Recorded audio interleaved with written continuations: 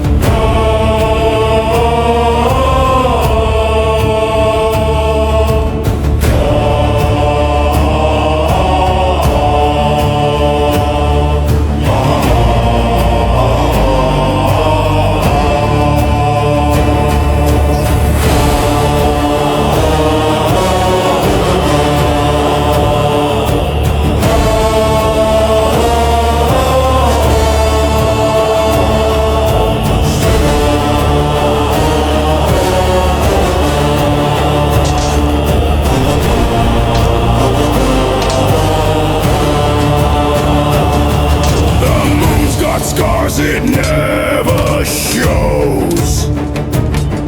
The night just whispers what it knows. Every shadow hides a dare. Feel the tension in the air. Sharpen your axe. The fight's begun. No place to hide. No place to run. The edge is cold. The sparks will fly. Sharpen your axe or say goodbye. The year was 424 BC. 1,200 soldiers marching under the Spartan banner walked into these mountains. By nightfall, almost none of them walked out. They weren't beaten by a rival empire. They weren't broken in an open battle, shield against shield, the way Sparta always won. They were wiped out by a tribe most people have never even heard of. With no armor, no formation, nothing Sparta had ever trained a soldier to fight. By the end of this video, you'll know exactly how that happened. The tactic that turned Spartan discipline into a death sentence. And the one decision, made days before a single spear was thrown, that doomed 1,200 men. Because on that mountain, someone had already been watching them, for weeks. And they knew exactly when the Spartans would walk into the trap. For centuries, the Spartan warrior was feared across the ancient world. Their discipline was unmatched. Their courage was legendary. Their victories became the standard by which every army measured itself. To stand against Sparta was considered an act of desperation. To defeat Sparta was almost unimaginable. Yet in the rugged mountains of northern Greece, a force unlike any the Spartans had ever faced was waiting. They wore no polished bronze armor. They marched in no perfect formation. They did not seek glory on an open battlefield. Instead, they turned the mountains into weapons, the forests into allies, and the very ground beneath Spartan feet into a deadly trap. By the end of a single campaign, a Spartan-led army would be shattered, not by another great empire, but by warriors history rarely remembers. This is the story of one of the most overlooked battles of the Peloponnesian War, the Battle of the Strymon River. When people think of ancient Greece, they often imagine philosophers debating in Athens, magnificent temples overlooking marble cities, and the birth of democracy. But behind this image stood another Greece, a Greece consumed by conflict. By the middle of the 5th century BC, two powerful states had risen above all others. Athens, master of the seas. Its empire stretched across the Aegean, protected by one of the most formidable navies the ancient world had ever seen. Its wealth flowed from trade. Its influence reached hundreds of allied cities. Facing Athens stood Sparta, a society unlike any other. Every Spartan citizen was raised to become a soldier. From childhood, boys endured the brutal discipline of the agoge, a system designed to produce fearless warriors. Where Athens ruled through naval power, Sparta dominated the battlefield. For generations, their hoplite phalanx had proven almost impossible to break. When Spartan soldiers advanced behind overlapping shields and forests of spears, many enemies surrendered before the battle had even begun. Yet despite their strength, neither side could destroy the other. Year after year, the Peloponnesian War dragged on. Cities changed allegiance, harvests burned, entire populations fled their homes. The war spread further north, drawing new lands into a conflict that had begun hundreds of kilometers away. One of those lands was Thrace, and it was there that Sparta would discover an enemy unlike any it had ever faced. While kings argued over strategy, one Spartan commander believed the war could be won somewhere no one expected. His name was Brasidas. Among Sparta's commanders, Brasidas was different. He possessed the courage expected of every Spartan, but unlike many of his contemporaries, he also understood diplomacy, speed, and surprise. Instead of repeating the same invasions of Athenian territory year after year, Brasidas proposed something far more ambitious. Strike Athens where it was vulnerable, far to the north. The region surrounding Amphipolis was one of the richest in the Greek world. Its forests supplied timber essential for building warships. Its nearby mines generated enormous wealth. The river Strymon connected inland trade with the Aegean Sea. Lose Amphipolis, and Athens would lose far more than a single city. It would lose resources critical to sustaining its empire. In 424 BC, Brasidas marched north with a relatively small force. Along the way, he persuaded several cities to abandon Athens without the need for lengthy sieges. His reputation grew with every success. Some surrendered because they admired his leadership. Others simply feared the arrival of a Spartan army. When Brasidas finally approached Amphipolis, the Athenians expected another long siege. Instead, they witnessed something remarkable. Through careful negotiation and calculated pressure, Brasidas convinced the city to surrender with minimal destruction. It was one of Sparta's greatest strategic victories of the war. News spread rapidly across Greece. Brasidas was celebrated as a hero. Athens was humiliated. For Sparta, the northern campaign appeared to be an overwhelming success. But history often hides its greatest tragedies immediately after its greatest victories. Because while celebrations echoed through Amphipolis, danger was already gathering beyond the city's walls. Far beyond the farmland, beyond the river valleys, and beyond the last Greek settlements, lay a land where Spartan discipline meant very little. A land ruled not by city walls, but by mountains. And someone was already watching every movement of Brasidas's men. To the Greeks, Thrace was more than a place on a map. It was the frontier. A vast land of towering mountains, untamed forests, rushing rivers, and fiercely independent tribes that had never fully submitted to any Greek power. Unlike Athens or Sparta, Thrace was not united under a single ruler. It was a mosaic of tribes. Some traded with the Greeks, some fought beside them as mercenaries. Others resisted every foreign army that entered their homeland. Among these mountain tribes were the Dii. Ancient writers described them as fearless warriors, perfectly adapted to the harsh terrain they called home. They did not build their reputation through grand sieges or famous naval battles. Their battlefield was the wilderness itself. Every narrow valley, every hidden trail, every rocky ridge was as familiar to them as the streets of Sparta were to a Spartan citizen. And that knowledge made them extraordinarily dangerous. The contrast between the two armies could not have been greater. The Spartans believed victory came through discipline, through order, through unity. Every hoplite depended on the man beside him. Their shields overlapped, their spears moved together. Their strength came from remaining one unbroken wall. The Thracians fought by an entirely different philosophy. They valued speed over armor, mobility over formation, surprise over direct confrontation. Many carried several light javelins, capable of striking an enemy long before swords could meet.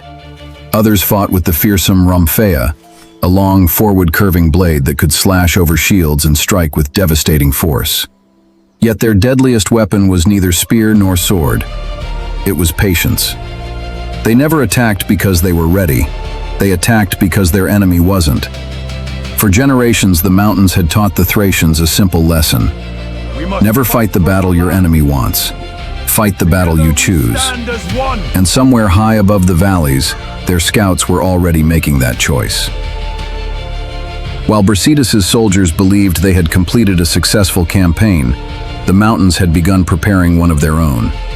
Victory often creates its own danger. After months of campaigning, confidence spread through the Spartan-led force. They had captured cities, secured alliances, forced Athens onto the defensive. Now came the journey home. Their route crossed the rugged lands of the Dii. Ancient sources do not tell us every detail of what happened next. History sometimes leaves us only fragments. But those fragments paint a remarkably clear picture. Relations between the Spartan-led force and the local tribes rapidly deteriorated.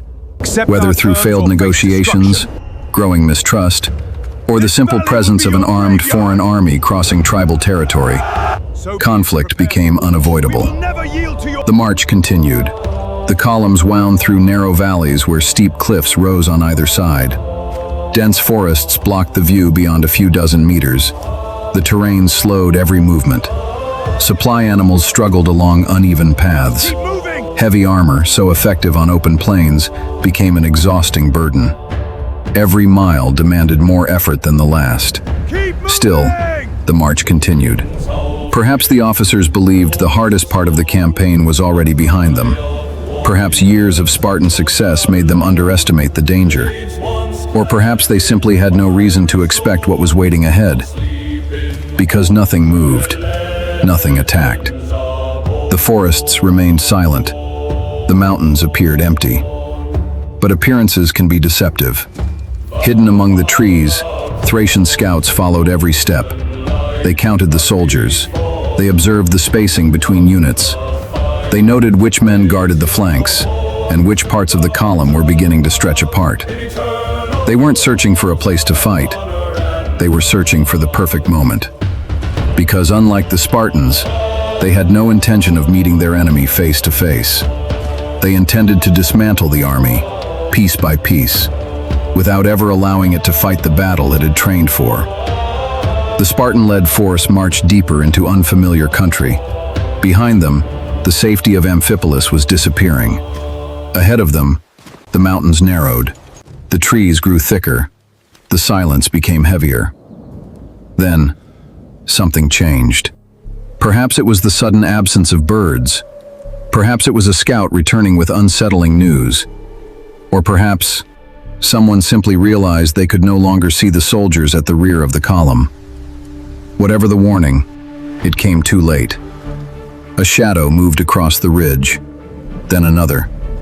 For a brief moment, the mountains seemed alive, and then, without warning, the first javelin flew. The first missile struck without warning, then another, and another. Within seconds, a deadly storm of javelins rained down from the cliffs above. The Spartan-led column halted. Men instinctively raised their shields, but there was no enemy standing before them. Only shadows, moving through the trees. Officers shouted for the men to hold formation. The familiar commands echoed through the valley. Close ranks! Close ranks! Hold the line! Hold the line! Shields together! Shields together! It was the response that had saved Spartan armies for generations. But this time, the battlefield refused to obey. The valley was too narrow, the ground too uneven, the column too stretched. There was no room for a proper phalanx. Every attempt to form ranks created new gaps somewhere else. The army that had spent a lifetime fighting as one body was being forced to fight as scattered individuals. And that was exactly what the Thracians had intended. High above the valley, the Thracians never remained in one place. A volley of javelins, then they vanished. Before the Spartans could climb the slope, another attack erupted from a different ridge. When the Greeks turned to face that threat, fresh missiles came crashing into their exposed flank. The enemy was everywhere, and nowhere. Every hillside became a battlefield. Every tree concealed another attacker. The mountains themselves seemed to be fighting alongside the Thracians. Confusion spread through the column. Messengers struggled to reach their commanders. Orders became lost beneath the noise of battle. Pack animals panicked. Supply carts overturned. The narrow trail became clogged with wounded men desperately trying to escape the killing ground. Some soldiers attempted to charge uphill, but climbing steep rocky slopes in heavy bronze armor drained their strength within moments. By the time they reached the crest, their attackers had already disappeared. Only scattered footprints and broken branches marked where the Thracians had been. The Spartans had trained their entire lives for decisive battles, for enemies who stood their ground, for shield against shield, spear against spear. But they had never trained for this. They were fighting ghosts, ghosts that struck without warning and disappeared before vengeance could find them. As the hours passed, discipline slowly gave way to exhaustion. Every step forward invited another attack. Every halt gave the enemy more time to regroup. The men no longer knew where the next assault would come from. Above them? Behind them? Or from the forest only a few meters away? Fear began to replace certainty, and uncertainty was something Spartan warfare had never been designed to endure. Ancient historian Thucydides records that around 1,200 allied troops marching under Spartan command were killed during the disaster. For an army that had entered Thrace believing its greatest victories lay behind it, the losses were devastating. Yet the true defeat was measured by something far greater than numbers. For perhaps the first time in the campaign, the Spartan-led force realized it was no longer controlling the battle. The battle was controlling them. As darkness slowly settled over the mountains, the attacks finally began to fade. The silence returned. But it was no longer the silence of an untouched wilderness. It was the silence left behind by death. Broken shields lay scattered across the rocky paths. Discarded spears rested beside overturned wagons. The wounded called out into the darkness, many receiving no answer at all. For the survivors, the march through Thrace had become something else entirely. It had become a struggle simply to stay alive. The Spartans had not been defeated because they lacked courage. They had been defeated because courage alone was no match for an enemy who refused to fight by their rules. But the greatest lesson of the Battle of the Strymon River was yet to come. History often remembers battles in simple terms. One army wins, the other loses. But the Battle of the Strymon River was never that simple. The Spartan-led force did not collapse because its soldiers lacked discipline, nor because they lacked courage. By every measure, they fought exactly as they had been trained to fight. That was the problem. For centuries, Spartan military doctrine had been built around a single principle: maintain formation, protect the man beside you, advance together, fight as one. On the open plains of Greece, that doctrine had proven devastating. The Spartan phalanx was a machine of precision. Every shield protected the next soldier. Every spear extended the reach of the line. Every movement depended on discipline. But that machine had one weakness. It required space. And in the mountains of Thrace, space no longer existed. The Dii understood something their enemy did not. Victory is not always achieved by destroying an army. Sometimes, it is achieved by preventing that army from fighting at all. They never challenged the phalanx. They dismantled the conditions that made the phalanx possible. They attacked from higher ground. They struck from concealment. They chose the time. They chose the place. And when the Spartans tried to respond, the Thracians simply vanished. It was not brute force that defeated the Spartan-led army. It was superior adaptation. Military history would repeat this lesson again and again and again. Powerful armies often expect victory because of who they are. But battlefields care little for reputation. Mountains do not fear elite soldiers. Forests do not recognize legendary armies. Terrain has no respect for history. It rewards only those who understand it. The Battle of the Strymon River was one of the earliest reminders of that truth. The men of the Dii did not build a vast empire.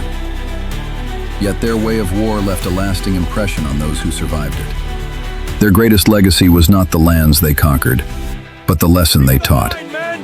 An army's greatest strength can become its greatest weakness when it refuses to adapt. The Battle of the Strymon River is rarely mentioned alongside Marathon, Thermopylae, or Gaugamela. Yet it deserves to be remembered, because it reminds us that history is shaped not only by famous victories, but also by forgotten defeats. Some battles expand empires, others reshape military thinking. And sometimes, the battles history overlooks are the ones that teach the greatest lessons. Today, The forests are quieter. The mountain trails no longer echo with the clash of bronze. The warriors who fought here have long since disappeared into history. But the landscape remains. Silent, unchanged, watching. Somewhere among these valleys, a Spartan-led army learned that discipline alone could not guarantee victory. And somewhere among these ridges, a forgotten people proved that knowledge of the land could overcome even the most feared military reputation of its age. Empires rise, armies march, legends are born. But history has a way of humbling every power that mistakes reputation for invincibility. Because in the end, the battlefield remembers only one thing: who adapted and who did not. If you enjoyed this journey into one of history's most overlooked battles, subscribe to History Frontier for deeply researched documentaries that bring the ancient world back to life. And tell us in the comments, which forgotten battle should we uncover next? Because beyond every famous victory lies another story waiting to be discovered. Until next time, this is History Frontier.